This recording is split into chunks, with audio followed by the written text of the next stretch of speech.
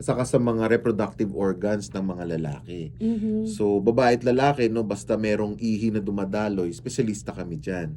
No? So, dapat alam nila kung ano yung urinary tract system. Ang urinary tract system is composed of the kidneys, left and right. Medyo kasing laki yan ng medyo nakatiklop na palad, no? Yan ang nagfi-filter ng dugo, no? Tapos yung na-filter niyang dugo, no, ang ipoproduce niyan ay ihi, no? Dadaan niyang ihi sa ureter, no? Tube yan, left and right. Mas manipis pa sa straw and bababa yan sa pantog, no?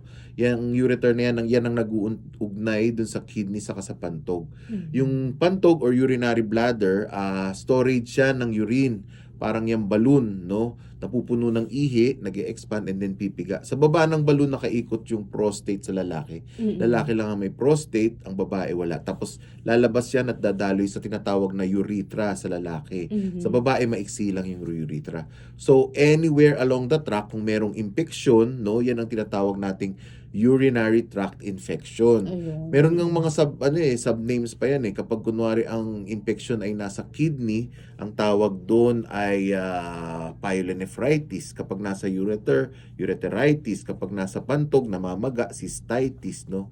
Kapag nasa daanan ng ihi, no? Teka, James, Urethritis. oo, bago ka umalis pakikuha mo nga yung isang ni Doc para makita natin kung ano yung sinasabi ni Doc na mga areas na yan. Ayan, ang mahiwagang kamay ni James.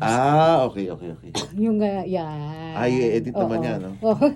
Ulitin natin. Hindi, okay lang, Doc. O yan, no? So, ito yung kidneys. Nakikita ba yan? Ay, kunin ko yung ball.